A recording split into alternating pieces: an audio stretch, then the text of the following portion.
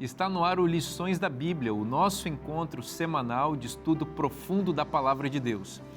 E hoje nós vamos continuar nossa jornada pela carta aos Efésios e vamos pensar no grande plano que Deus tem de salvar a humanidade, este plano centrado na pessoa de Cristo. Este é o nosso Lições da Bíblia que está no ar.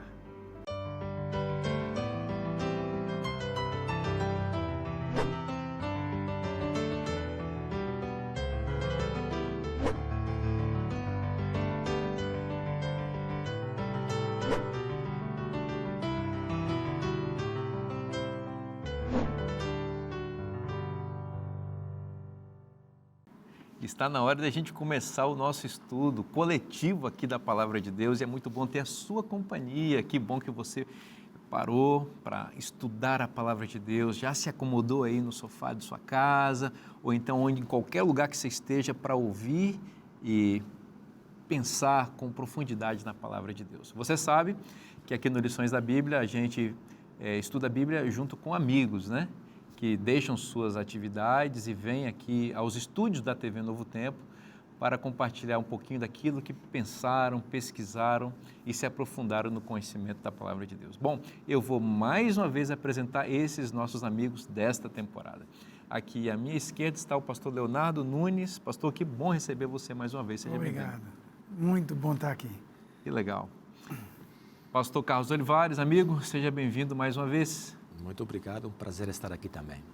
Pastor Edmur, seja bem-vindo, meu amigo, mais uma vez. Muito obrigado. Vamos para mais um estudo. Eu vou pedir você para fazer oração para nós. Vamos lá.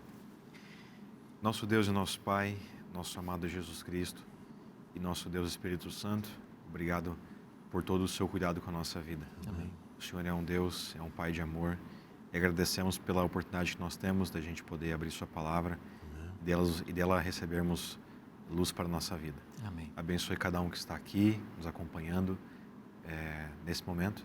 Que o Senhor nos abençoe no estudo da sua palavra. Isso que eu te peço, em nome de Jesus Cristo. Amém. Amém. Amém.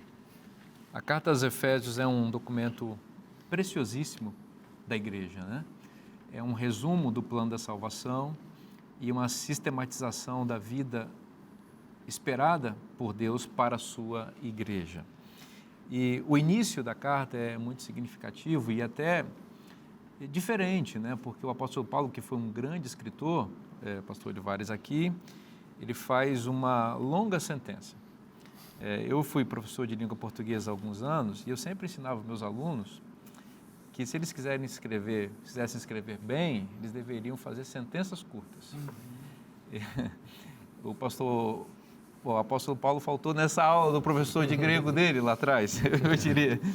É claro que não, né? O apóstolo Paulo era um grande escritor, mas aqui o que nós temos nessa seção do capítulo 1, de 3 a 14, é uma efusão de louvor a Deus. O apóstolo está com a grandeza de Deus diante dos seus olhos e o que ele tem a fazer é enumerar sem fim. É como se ele não conseguisse colocar um ponto final em tudo aquilo que ele tem a dizer sobre Deus. E Deus é, inclusive, muito maior do que o apóstolo, obviamente, conseguiu retratar aqui. Mas é significativo que nós temos uma sentença, uma frase que vai do versículo 3 ao versículo 14, né? Pelo menos em grego. Algumas versões em português tentaram dar uma diminuída, mas aqui na nossa versão ela está integralmente como no grego. E ele começa louvando a Deus e uma expressão muito bonita.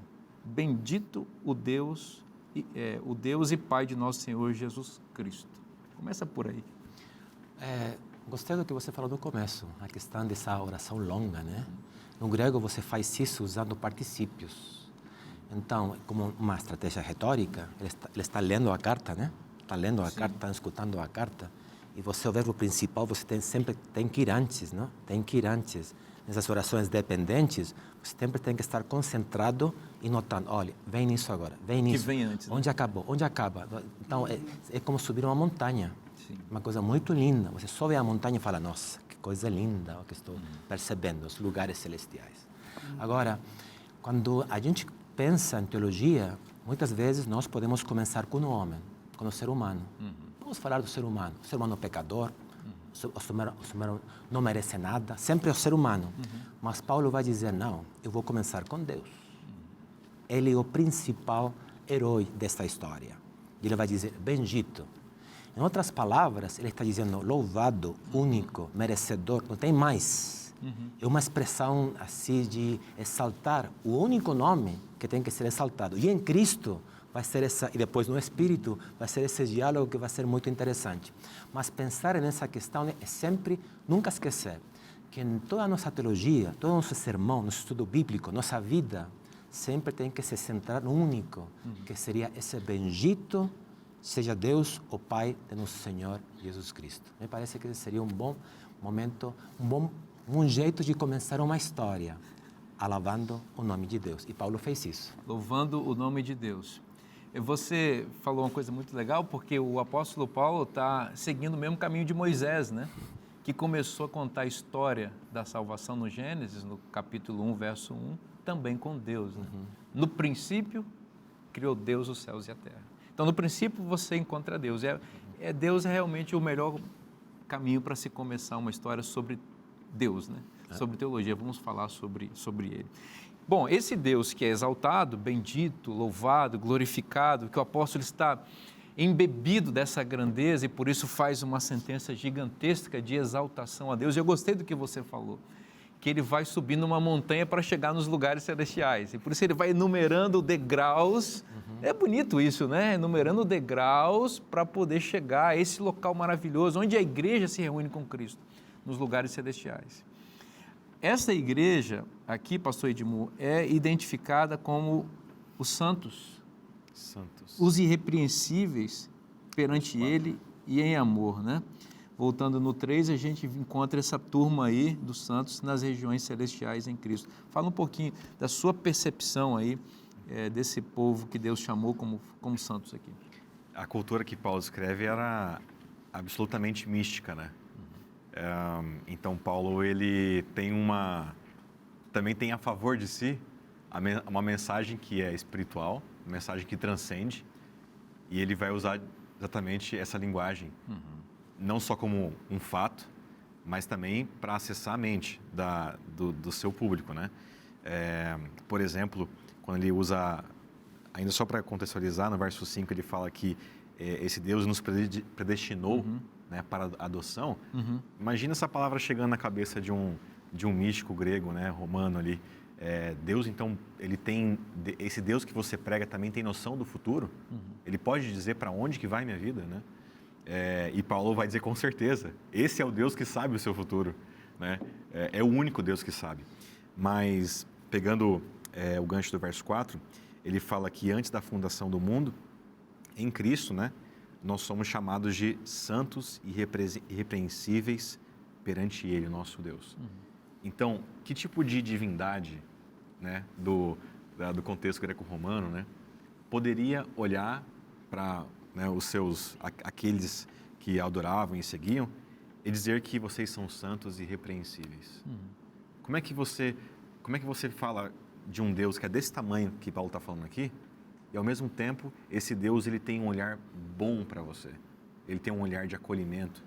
Ele tem um olhar de mostrar para você que Ele quer estar num vínculo de amor com você. Isso, novamente, vai quebrar com muita expectativa falsa, né? Às vezes de um Deus que vai esperar muitas coisas de nós, mas aqui tem um princípio importante. Isso aqui eu queria enfatizar. Não existe a possibilidade de um filho de Deus obedecê-lo em sinceridade, se não existir uma ligação de amor antes. Né? Esse é o padrão do Sinai, né? Libertação da escravidão, uma grande caminhada de relacionamento, depois Sinai, depois vem a lei, né? Esse padrão, Paulo também quer repetir. Deus, ele está mostrando, olha, o nosso Deus é o Deus que nos libertou, nos fazendo santos e irrepreensíveis por causa de Jesus Cristo. Esse Deus, ele quer viver uma história, um vínculo forte com a gente. Para que então, aí depois vamos discorrer um pouco mais das coisas práticas, porque Paulo quer atingir a prática das coisas. Mas, para mim, é muito fundamental Paulo, ele descrever como Deus enxerga os seus filhos. Isso muda completamente. Porque, hora ou outra, a gente se pega traindo a convicções fundamentais cristãs, né? E a gente se vê indigno de Deus, a gente se vê afastado dele, a gente pode se ver como alguém que não tem o olhar dele, Não sei, cada um tem uma experiência diferente, mas Paulo enfatiza, vocês são santos, vocês são amados de Deus e vocês são repreensíveis porque Cristo, Ele está conduzindo a vida de vocês. Então, é exaltação e relacionamento, né? Que é um vínculo perfeito para a obediência. Você sabe que tem uma coisa aqui, que no verso 4 ele diz que ele nos escolheu nele, Deus nos escolheu em Cristo, antes da fundação do mundo, para sermos santos. Tem um propósito de santidade e irrepreensibilidade, né, perante Ele e em amor. Então, o apóstolo vai colocando algumas cláusulas ali para cercar bem o argumento dele. Veja, ó, não é que vocês são irrepreensíveis, Ele escolheu para que vocês se tornem. E outra, não é para que vocês sejam esses irrepreensíveis que se acham melhores do que as pessoas, não. Isso é em amor. Aí vocês vão ser perfeitos, vão ser santos, mas não vão se dar conta disso, como Moisés não estava se dando conta do rosto que brilhava, porque tem o amor aí que é o vínculo da paz entre vocês, que ninguém vai se achar melhor do que o outro. Agora eu queria perguntar uma coisa para vocês, eu vou jogar na mira da verdade aqui, entrando em um outro programa, porque você falou assim, imagina o que é a audiência lá ouvindo, né? Uhum. E agora eu fiquei pensando, o que é a audiência hoje ouvindo essa expressão predestinou? Será que Deus determinou coisas para pessoas e para outras não? Como é que é isso? Acho que é bom dar uma aclarada aí. Claro. Interessante pensar nisso, porque as palavras estão carregadas de significado, sabe? Sim. Você usa uma palavra, a palavra batismo, por exemplo. Para um grupo, para nós significa uma coisa, para outros grupos significa outra coisa. Exatamente. E a palavra predestinação tem a mesma conotação, de pensar que existe um decreto no qual, em algum momento da eternidade do mundo, Deus decretou que algum grupo de pessoas se salvava e outro se perdia, né? Então seria um decreto eterno de perdição e salvação. Então você tem essa palavra na sua cabeça e pensa, olha, isso está dizendo esse texto. Porém, quando você vai do verso 3 até o verso 14, você vai notar um detalhe, e vocês estavam comentando isso, o fato de ser predestinados em Cristo. Então, o foco, porque está cheio esses versos de em Cristo, nele, em Cristo, quer dizer que Deus escolheu a Cristo e nós, nele, podemos ser salvos. É dizer que a salvação vem por meio dele. Não significa que seja uma salvação universalista, está claro? Mas que nele, nós acreditando nele, nós podemos subir esses lugares celestiais, pela fé, né? E de poder viver essa vida em Cristo, de salvação, mas toda a glória, finalmente, é a Ele. Então, se a gente começou com Deus, bendito seja Deus, agora Paulo vai dizer, louvado seja o nome de Cristo. Porque em Cristo nós somos escolhidos em Ele. Sem Ele, eu não sou escolhido. Por quê? Porque estou saindo agora e eu estou rejeitando o seu nome. Então, me parece que esse seria o jeito exegético, é dizer, o jeito da leitura do texto, que nos mostra que a eleição finalmente está em Cristo e nele somos salvos. Então, louvado seja o nome de Deus, porque quando eu olho para mim, não sei para vocês, né? Mas para mim, eu penso que estou perdido. Mas em Cristo, indo para Ele, eu posso ir para os lugares celestiais. Pensei que você ia dizer, não sei para vocês brasileiros, porque para mim chileno... Pode ser não, mas os brasileiros também precisam de salvação. O que ele falou é muito importante. Agora, o texto também fala da intencionalidade divina, que é o que nós lemos na semana passada, né? Que é o verso 8 e 9 e 10, que é convergir nele céus e terra, o universo inteiro. Então, se você perguntar a um pai, você tem 3 filhos, qual deles você quer salvar? O que o pai vai responder? Ele quer todos. A escolha de Deus antes da fundação do mundo é escolher salvar todos os seus filhos. Mas quem está em Cristo, nele, quem não escolhe. Então, a intenção divina aqui no texto é de convergir tudo em Cristo. E tem que estar em Cristo. Muito, muito boa essa explicação do pastor Carlos. Em Cristo. Agora, eu não estou falando de universalismo. É claro que não, a gente está falando disso. Não. Porque sua É que você se esconde. O universalismo é um termo técnico para dizer que Deus ama todo mundo. E vai salvar todo mundo. E vai salvar todo mundo, não importa o que você seja, o que você faça, a escolha que você faça. no final das contas, mas Deus respeita a individualidade do ser humano. Então, Ele quer. Mas se eu vou ou não, depende da minha escolha. Quer dizer, Ele Mas vai o salvar desejo é quem universal. está em Cristo. Mas quem está em Cristo. E você escolhe se vai estar ou não. É uma De escolha fato, o verso 12 diz, a fim de que sermos para o louvor da sua glória. É dizer que não é uma questão simplesmente para dizer, olha, estou em Cristo, já estou selado, estou salvado. Não, é para louvar seu nome. E dentro do contexto desta porção e do texto completo de Efésios, isso significa trocar de vida. Então, não é uma questão simplesmente de receber e você já é salvo. Não, é uma questão de receber e viver essa vida em Cristo. E o qual demonstra que o universalismo está fora desta equação. Sim. Bom, eu vou apresentar aqui essa revista especial porque tem gente querendo estar em Cristo. Então, se você deseja estar em Cristo, escondido nele, protegido por Ele, abençoado por Ele, salvo por Ele, objeto especial do amor e da atenção de Deus, porque Ele ama você, você precisa conhecer a verdade. Então, essa revista aqui vai ajudar você a encontrar essa verdade que vai colocar você escondidinho, protegido em Cristo. Então, como é que você faz para receber esse material tão abençoado? É muito fácil. Você manda um WhatsApp para o número que está aparecendo aí na sua tela. Aí você vai preencher um cadastro bem rapidinho e a gente vai pegar seu endereço e vai mandar para você esta revista que vai abençoar a sua vida, a sua família. E você, o melhor de tudo, parece até a salvação, porque você não paga pela revista, é de graça. Né? Você vai receber de graça essa revista, que vai apresentar o plano da salvação para você, que também é de graça. Então, não perca tempo. Mande uma mensagem para o WhatsApp que está aparecendo na sua tela, que nós vamos mandar sem custo nenhum, porque esse é um oferecimento dos Anjos da Esperança. Nós vamos fazer um intervalo bem rapidinho, não saia daí, a gente volta já já.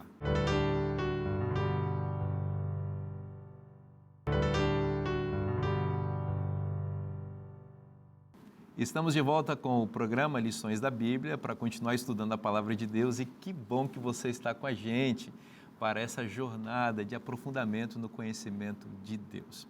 A cada semana a gente se reúne aqui para juntos poder compartilhar um pouquinho desse conhecimento tão especial. E você sabe que a cada temporada um novo tema que vem do guia de estudos. E esta temporada é sobre Efésios. A lição da Escola Sabatina, é assim que a gente chama esse material, tem abençoado a família mundial há muitos anos, há mais de 160 anos. Esse guia de estudos ajuda as pessoas a conhecer um pouco mais a Palavra de Deus e por que não também a sua família, né? Então, se você deseja conhecer mais sobre o tema de Efésios e gostaria de receber essa orientação deste material, você já sabe, é só você acessar cpb.com.br e você vai descobrir como adquirir este e outros materiais da Casa Publicadora Brasileira. No bloco anterior, nós estávamos falando sobre essa sessão tão bonita, iniciada com o louvor que o apóstolo Paulo faz a Deus o Pai, bendito seja Deus o Pai de nosso Senhor Jesus Cristo. Ele também louva a Jesus Cristo porque separa um povo para ser santo e irrepreensível. E esse texto é magnífico, né? Porque, como a gente disse, é uma enumeração de expressões de louvor a Deus, porque Deus merece toda a honra e toda a glória e todo louvor. Nós vamos voltar a carregar esse texto, né? A seção da Bíblia que está ali em Efésios capítulo 1, do verso 3 ao 14, aqui com o pastor Leonardo. Pastor Leonardo, dá um panorama geral assim, da sua compreensão desse texto tão belo em que Paulo louva o nome de Deus. Essa é uma das sentenças mais complexas do Novo Testamento, talvez seja uma das maiores, mas ela não é aleatória, ela tem uma estrutura. E a estrutura ela é organizada pelo verso 3. O verso 3 fala que Deus abençoa a nós em Cristo. Então, Deus, nós e Cristo. E essa mesma estrutura vai aparecer em toda a perícope, né? Em todo o parágrafo. E ela aparece 7 vezes. Então, são 7 bênçãos. É interessante você notar que no verso 4 aparecem 2 palavrinhas, assim como, que traduz uma conjunção do grego. Essa conjunção é muito interessante, ela é muito rica, porque ela funciona ao mesmo tempo de 2 maneiras. Ela tanto é causal quanto ela é descritiva, ou seja, o motivo pelo qual eu louvo a Deus, eu bendigo o nome de Deus, são por essas 7 bênçãos que eu vou descrever. Mas ela também é descritiva. Ou seja, eu vou descrever a bênção e, ao mesmo tempo, essa descrição de bênçãos é a razão pela qual eu abençoo Deus. Eu acho isso aqui bastante rico para a gente entender a estrutura. Então, por que Deus é bendito? Né? E que bênçãos são essas? Que Ele nos abençoa nos lugares celestiais. Aí são 7. A primeira, Ele nos escolheu nele. A segunda nos predestinou para Ele. A terceira Ele nos concedeu a graça. A próxima temos a redenção. A próxima, no verso 8, essa graça ela é derramada em nós com toda a sabedoria e prudência nele. Aí no verso 11 vai dizer que nós somos feito herança. E a última bênção, a 7ª bênção, está no verso 13, que nós fomos selados com o Espírito Santo da promessa. Todos eles Deus é o ator, nós somos o receptáculo, mas tudo isso é feito em Cristo. Então você tem essa estrutura de 7 bênçãos. Então nós temos 7 bênçãos que são apresentadas, explicadas aí, e ao mesmo tempo essas bênçãos são a causa pela qual Deus é bendito. Isso. Nós temos que louvar a Deus porque Ele nos predestinou, nos escolheu, nos deu sabedoria e por aí vai. Para mim foi muito importante esse momento porque esse texto apareceu no momento que eu estava vendo o meu sogro sofrendo de câncer, sofrendo muito. E a gente olha para um lado, olha para o outro e você não tem motivos pelos quais agradecer. E Paulo aqui me deu 7. Que você pode agradecer a Deus mesmo que a vida esteja em frangalhos. Que você pode agradecer porque Ele te predestinou, Ele te escolheu, predestinou, deu graça, deu sabedoria, redenção e uma série de coisas. Então, eu acho que isso aqui é importante. Quais são as bênçãos espirituais que Deus me dá? São essas 7. E por essas bênçãos, eu tenho motivo de sobra para louvar a Deus. Agora, e a outra coisa, desculpe, fale. Não, vai. Eu acho que a gente está pensando a mesma coisa. Eu ia dizer o seguinte, olha, vamos ver se é a mesma coisa, né? Ele falou no bloco anterior que o capítulo 1, 3 a 14 é como uma montanha que está subindo. Isso. O chileno gosta de subir montanha. Os Andes ali. Então, olha só, subindo a montanha para chegar aos lugares celestiais. Não sei se é isso que você ia falar. É exatamente isso. Porque todas essas bênçãos são dadas em Cristo nos lugares celestiais. Ok. E aí há uma discussão, que é o que a lição traz logo no início. Que lugares celestiais são esses? É importante você entender que essa palavra nos lugares celestiais traduz uma expressão em grego que é um adjetivo, é simplesmente celestial. Só que ela vem no neutro, por isso que se traduz nos lugares celestiais, porque ela também vem no plural. E é uma tese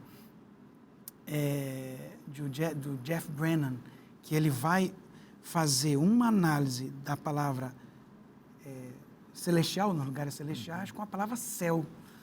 Tanto em Efésios, quanto no Novo Testamento, quanto nos Pais Apostólicos, na Septuaginta. E ele vai ver que essa palavra, em especial aqui em Efésios, mas também em todo o Novo Testamento, ela é usada estilisticamente falando como um substituto absoluto, sinônimo para céu. Ok. Então, celestial e céu simplesmente é uma utilização estilística do apóstolo. Quando você fala celestial ou fala céu, é a mesma coisa. Por que ele usa isso? É estilo, mas porque lembra que nós mencionamos que por trás de Efésios você tem o Salmo 68. E no Salmo 68 é o único lugar em todo o Antigo Testamento, na Septuaginta, em que a palavra celestial é utilizada. É utilizada, e é utilizada para Deus. Deus é o nosso Pai Celestial. Então, como ele tem o Salmo 68 no coração, ele usa isso aqui. Aí, e por que é importante você entender tudo isso? Porque na mentalidade judaica, no Antigo Testamento e também no Novo Testamento, a palavra céu nunca vem no singular. Ela sempre vem no plural. Porque a maneira como o Antigo Testamento e como o povo de Israel via a cosmologia são 3 céus. Primeiro é o céu que você vê das nuvens, dos pássaros. O segundo é o céu, o firmamento onde estão as estrelas. E o terceiro é o céu onde Deus mora. E aí você vê sempre no plural. Aí você diz, o que ele está falando aqui? Céus, né? Céus. Porque você, em Efésios, você tem o céu se referindo a Deus, se referindo a Cristo, se referindo... E você também tem céu, você tem lugares celestiais, lá no capítulo 6, se referindo ao mal. Ou será que o mal está morando no mesmo lugar que Deus mora? Não, calma aí. É um sinônimo absoluto para céus. O contexto vai te dizer se está falando desse céu que você está vendo, o azul que a gente olha, se está falando das estrelas ou se está falando da morada de Deus. E quando você vê céu se referindo ao mal, você tem que fazer uma junção, isso com, lá em Efésios 6, você tem que fazer isso, uma junção com Efésios 2, que o mal é chamado de príncipe da potestade do ar. Não é da morada de Deus. Do ar. É do ar. Interessante. Do lugar onde nós A atmosfera. A atmosfera onde a gente vive. Mas já no capítulo... Porque ele é o príncipe desse mundo, juntando com João. Muito bom. E ele não está no céu, morada de Deus. Ele está no céu onde a gente vive. Excelente explicação. Certo? Então, quando você lê aqui no verso 3, você está vendo na morada de Deus. É interessante que no comentário da lição, meu amigo, que a gente trabalha junto no AIAS, Georg Hasmerita, ele vai mostrar de uma maneira sistemática, mostrando como a descrição aqui vai falar do santuário de Deus em vários lugares, o templo de Deus, a morada de Deus. E nesse texto aqui também. E você pode ver isso aqui exegeticamente, ou seja, é o Salmo 68 que está por trás da mente dele. Então, é a procissão de Deus saindo do Sinai, da terra, indo para Sião Celestial. Santuário de Deus Celestial, de onde ele derrama a bênção. É o último verso do Salmo 68, né?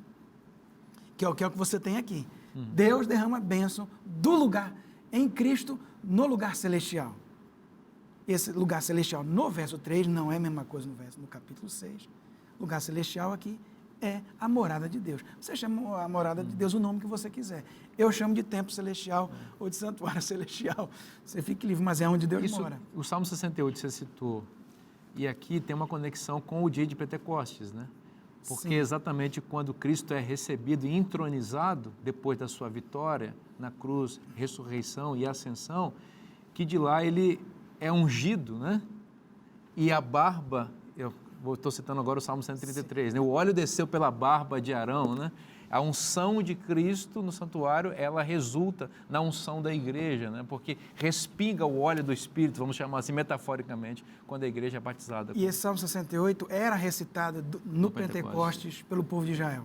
Era um salmo escolhido para ser recitado aí, mostrando que Deus é vitorioso contra os poderes do mal, naquela época egípcio e depois também de Baal. Eu estou fazendo um resumo aqui, se quiser saber um pouquinho mais, meu livro está saindo daqui a uns meses. Qual que é o título do seu livro? É Santuário Celestial, a função e natureza do Santuário Celestial no Novo Testamento. Eu dedico 100 páginas para Efésios. Como a gente faz para adquirir o seu livro? Está saindo, vai ser pela Amazon. Então, se você tem acesso aí à Amazon, você digita lá, o título, repete... É o Santuário Celestial no Novo Testamento. Função e natureza do Santuário Celestial no Novo Testamento, publicada pela Sociedade Adventista de Teologia. Muito legal, pastor Leonardo Nunes, eu acredito que é assim que você assinou. Nunes. Leonardo Nunes. É o material que eu vou adquirir também. Agora, olha que coisa interessante dentro do que você está colocando, né? A igreja está com Cristo nos lugares celestiais, mas ela está na terra. Sim. Isso tem uma conexão também com Apocalipse 13 e 14, né? Porque, veja bem, ali em Apocalipse 13, a igreja está sendo perseguida debaixo de 2 bestas ferozes, terríveis, especialmente a segunda besta. E o capítulo 13 termina assim com a igreja sendo perseguida, 666, e o 14 começa com os santos vistos no Monte Sião, 144 mil.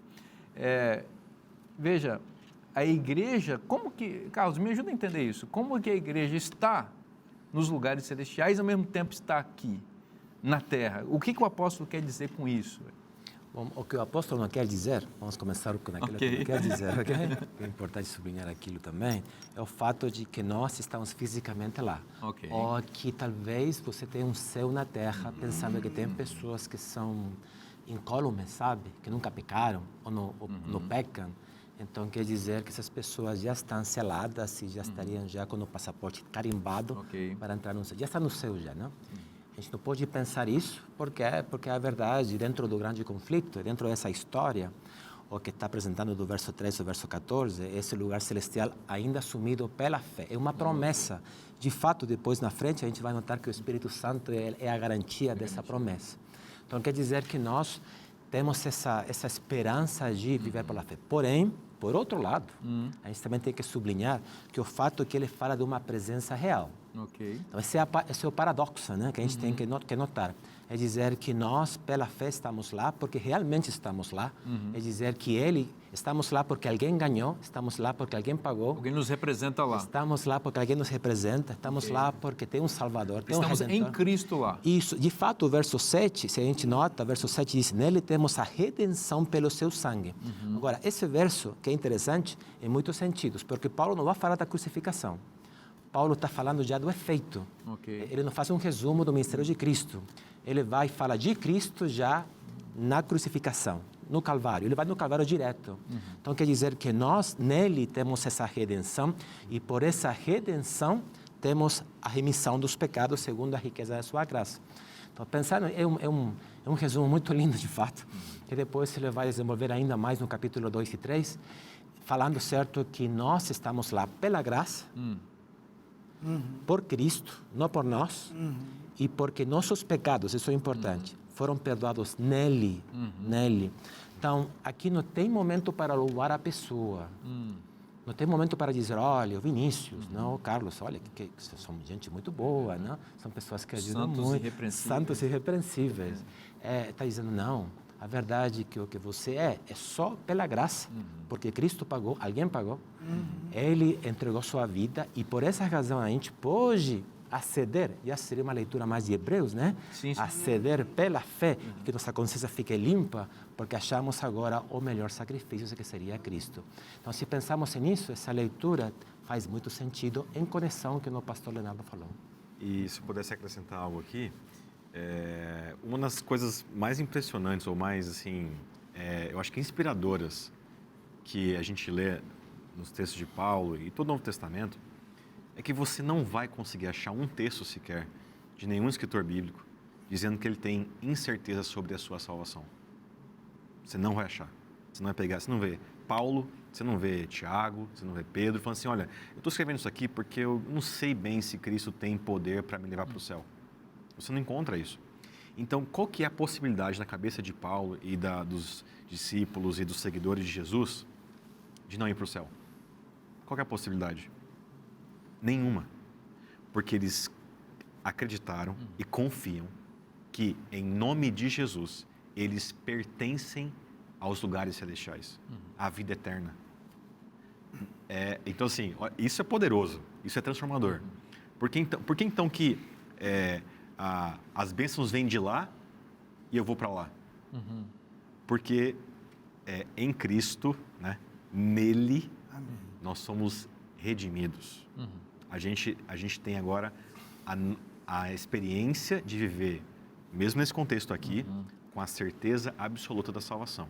O que eu acho que resume bastante esse princípio é o seguinte: a salvação em Cristo não é uma possibilidade, ela é uma certeza. Amém.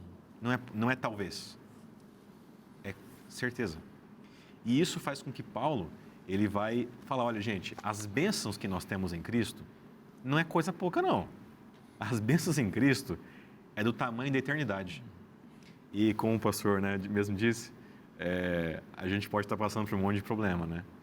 Mas as bênçãos do Evangelho, da palavra do Senhor, elas são tão ricas que nada nessa terra pode se comparar ao tamanho da glória eterna. E pastor, interessante é como a Trindade está junta em toda essa descrição de Paulo. O verso 3 vai mostrar a Trindade. Deus Pai abençoa. A bênção é espiritual.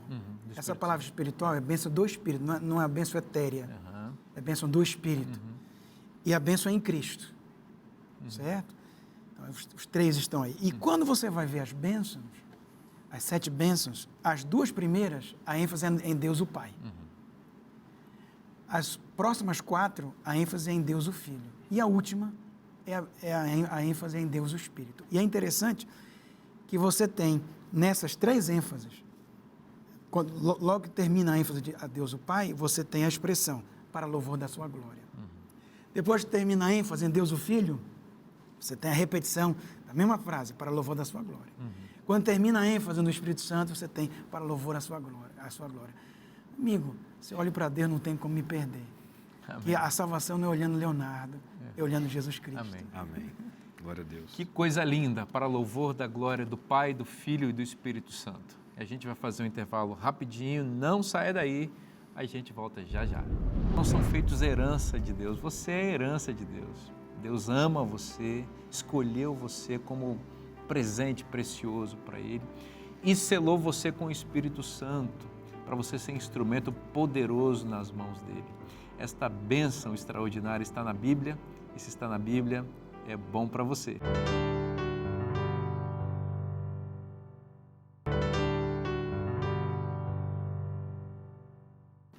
Estamos de volta com o programa Lições da Bíblia para continuar estudando com você a Palavra de Deus. Mais uma vez a nossa gratidão pela sua companhia, por parar esse tempinho aqui para estudar conosco esse tema tão importante nessa temporada sobre a Carta aos Efésios. Você sabe que a Carta aos Efésios é um documento preciosíssimo à igreja, que nós podemos nos beneficiar para compreender um pouco mais sobre o plano de salvação de Deus e sobre o estabelecimento da sua igreja, que está em Cristo nos lugares celestiais, conforme nós estudamos no bloco anterior. Eu vou começar contigo, Carlos, aí as suas impressões sobre os versos 9 e 10 do capítulo 1 de Efésios. Isso acho que podemos ler, né? Pois não? Vamos lá. Então, diz assim, Efésios capítulo 1, verso 9, Ele nos revelou o mistério da sua vontade, segundo o seu propósito, que Ele apresentou em Cristo, de fazer convergir nele, na dispensação da plenitude dos tempos, todas as coisas, tanto as do céu como as da terra. Verso maravilhoso em muitos sentidos. Nós temos que pensar o seguinte: primeiro, Ele nos revelou o mistério. Então, é uma palavra estranha, é uma frase estranha, porque mistério não é revelado, mistério continua sendo algo que você não entende, algo que está oculto sempre. Então, Paulo começa dizendo, olha, tinha um mistério que vou te explicar agora, que é o mistério da salvação, desse plano que estava presente. E antes ele vai aparecer, vai dizer no verso 4, antes da fundação do mundo, Ele nos escolheu, etc. Então, me parece que uma das primeiras coisas que a gente tem que sublinhar é o fato de que nós temos que agradecer e louvar a Deus porque nós temos acesso a esse mistério em Cristo. Okay. É dizer que a gente não pode pensar simplesmente que é uma questão mística, que é uma questão do conhecimento só, é uma questão de conhecer alguém. Isso é muito importante, porque o conhecimento hoje é visto como um objeto, sabe? Mas no texto bíblico, o conhecimento é visto como uma pessoa. Okay. Que tem uma diferença em termos conceituais e ontológicos, né? Uma coisa é só uma questão abstrata, de conhecer por conhecer. Só ideias. E eu vou subir, vou ser melhor que o outro. Isso que muitas vezes pode acontecer entre nós até, Claro. de pensar, essa pessoa sabe muito, e essa pessoa pensa que é superior a outras, porque está pensando que esse é o melhor. Mas na Bíblia, na verdade, o conhecimento está nele, está em Cristo, está em conhecer em Cristo. Enquanto mais eu conheço a Cristo, eu tenho que saber que eu sou mais imperfeito, eu tenho que crescer mais. Mas o interessante ainda é que essa revelação desse mistério foi dado com um propósito, para conhecer a Jesus Cristo, e o verso 9, de fazer convergir. Mas a frase, já o pastor Leonardo já falou ao começo, nessa frase convergir, eu me focaria na questão da dispensação da plenitude dos tempos. Ok. Pensando só nessa frase tão breve, tão pequena, a gente pode ficar um monte de tempo falando. Sem dúvida. Por quê? Porque nós temos que pensar que, tudo bem, Deus sabe, Deus conhece, Deus prepara, Deus arruma para que sua vontade seja feita. Tem vezes que os meus alunos me perguntam assim, pastor, mas como é que a gente pode dizer uma frase? Eles têm medo, né? Estão se formando para ser pastores. Então, tem que ir com o vocabulário bem feitinho. Eles me perguntam assim, pastor, é possível dizer que Deus está no controle? O que significa que Deus esteja no controle? Eles têm medo dessa questão da predestinação, dessa mistura não teológica. Eu falei, olha, você tem que saber que Deus está no controle no sentido de que Ele conserta, arruma, para que de algum jeito ou outro, sem invadir a liberdade humana, pode se concretar. Então, vamos pensar nessa revelação que foi feita em Cristo. E aqui vocês podem me acompanhar nisso, concordando ou não. Mas quando Cristo ele apareceu na Terra, estava o Império Romano. Império cruel, mas esse Império cruel trouxe a Pax Romana. É dizer, o Evangelho poderia ser pregado em todo lugar. Trouxe uma língua franca. É dizer que todo mundo poderia falar a mesma língua.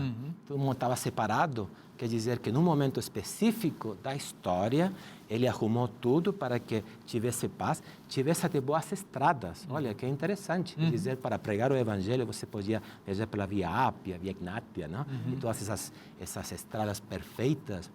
E o mais interessante é que você pode, em termos já mais literários e históricos, notar que naquele momento não só tinha uma Diana dos Efésios, também tinha um senhor que queria vir e que pensava que era o Salvador, que era o imperador. E aparece agora o verdadeiro Senhor, aquele que realmente salva e aquele que vai vir. Então, dessa plenitude dos tempos, agora Paulo está dizendo, olha, que melhor momento que agora para que essa revelação seja feita. E me parece que isso mostra, amigos, que Deus não faz tudo assim de um momento para outro. Por isso o verso 4 é essencial. E antes da fundação do mundo eu tinha um plano. Não é que apareceu assim o pecado, nossa, o que eu vou fazer? Não, tinha um plano.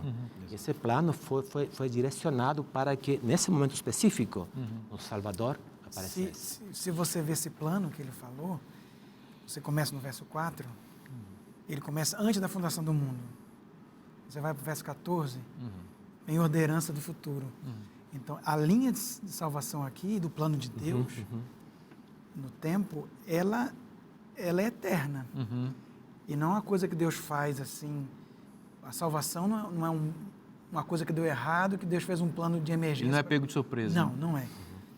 Então, Deus faz tudo coordenado. Apocalipse diz, 13:8, né, que Jesus é o Cordeiro de Deus morto antes da fundação do mundo. Né? Ou seja, na mente divina já havia a provisão da salvação. Toda a história, já estava ali. Passado, presente e futuro, estão aqui expostas. Como foi o passado, como é o presente, como será o futuro. Essa estrutura, né, de Deus olhar para a história da humanidade, no tempo, né, das coisas, e, de certo modo, também respeitar um pouco do tempo, né? Mas uma coisa nunca pode fugir da mente, né? É que o controle da missão de salvar as pessoas, né? Ou a missão de salvar, primeiramente, é de Deus, né? A missão é dele. Ele é o principal responsável, do começo ao fim, do plano dessa salvação da humanidade. A igreja participa da missão, né? Ela não detém a missão. Não é dona. Não é dona, né? Como Deus a detém. De vez em quando, a gente, como cristãos, a gente se preocupa muito com a salvação da humanidade. E aí, a preocupação ela pode chegar num nível da gente começar a passar mal mesmo. Porque a gente coloca num papel da nossa dependência, que às vezes adoece pessoas, adoece pastores, adoece cristãos sinceros. É nesse momento que a gente tem que dar um passinho atrás e reconhecer que a missão é de Deus. Ele é o principal responsável por fazer isso acontecer. A igreja tem o privilégio de participar da missão de Deus, né?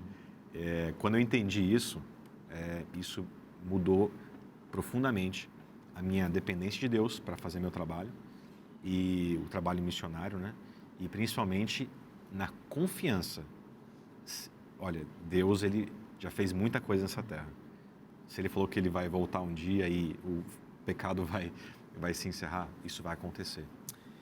Essa questão da plenitude do tempo, Deus juntar todas as coisas, não é só aqui em Efésios, você tem em Gálatas também. Não é uma questão assim de menor importância. Porque você tem uma profecia, Daniel 9, que diz exatamente os tempos.